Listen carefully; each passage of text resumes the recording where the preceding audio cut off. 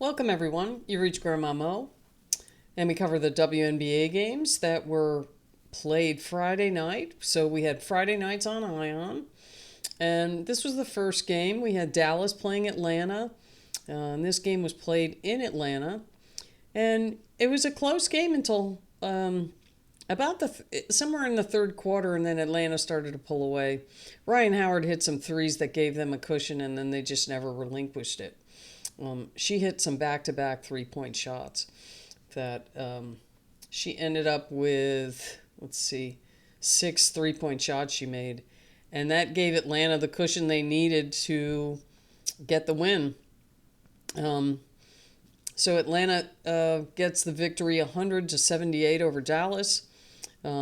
First quarter was 21-19. Dallas was in the lead. Then Atlanta came back in the second and outscored them 30-19. Then Dallas came back again, 27-22 in the third, and then Atlanta just put their foot down in the fourth, 29-11. So Atlanta has now clinched a playoff spot. They're 25-14, and Dallas is 9-31. Points in the paint were even. Second chance points were even.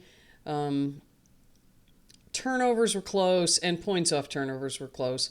It was mainly shooting percentage. Dallas shot 45% from the floor and 27% from three, and Atlanta shot 55% and 45% from three. This is the thing with Atlanta. If they start hitting threes, then they become really a lot tougher to beat. And it was mainly Pow Pow and Rhyne Howard. Pow Pow hit 4 of them. Caldwell hit 2. Coffey hit 2. And the Dream hit 15 three-point shots. So foul line was even. Rebounds, a little bit of an advantage for Atlanta. But let's see. Dallas had 4 players in double figures. Maddy Siegrest, it was a good game for her. She had 23 points, 5 rebounds. She was 10 for 17 from the floor and 3 for 4 from 3. Diamond Miller had 6 points. She was 3 for 10. She got some playing time. She hasn't really been playing that much, and she played for 20 minutes in this game. And you had Hines Allen. She had 11 points, 6 rebounds. She was 5 for 14. Paige Beckers, she had a double-double. She had 16 points and 10 assists. She was 7 for 15. She was over 2 from 3. Grace Berger had 9 points. She's been playing well the more time she's gotten playing with Dallas. In other years I've seen her play, she didn't, maybe it was just the limited playing time, but she's actually been doing pretty good. She had 9 points, 5 assists. She was 3 for 5, and then 3 for 3 from the line. And then Amy Okonkwo, I don't know how to say her last name. I'm sorry about that. 11 points. She had 6 rebounds. She was 4 for 9 from the floor.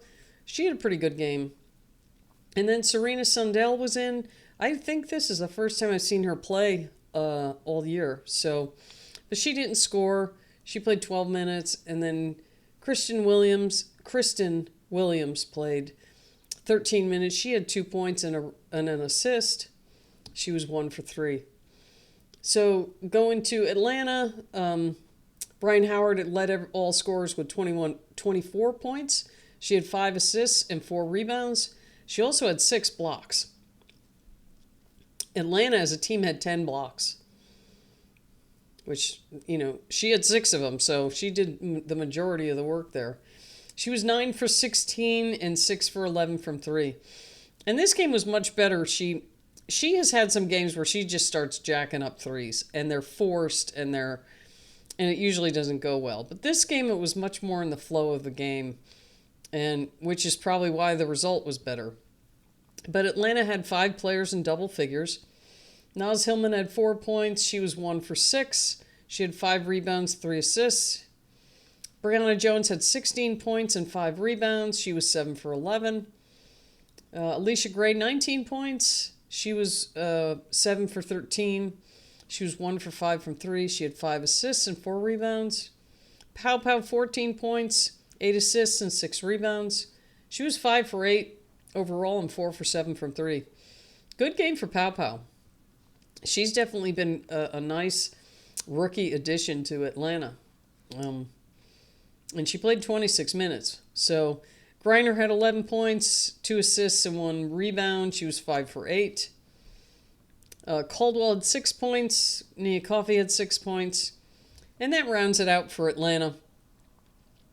And they, like I said, they've clinched their playoff spot. So we'll see as the season goes on, the next 6, 7. Some teams have more games than others. So some teams, I think, have 6 and others have 7 or 8 games left. And we'll see how everything shakes out and where they land in the standings. I believe they are in second place right now.